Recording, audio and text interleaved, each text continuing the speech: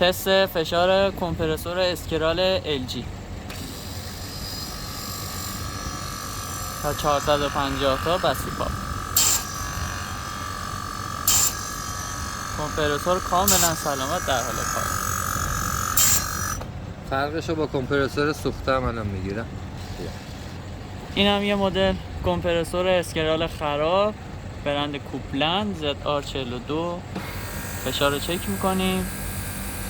فشار دستگاه بیشتر از 50-60 PSI نمیشه و این کمپرسور خراب.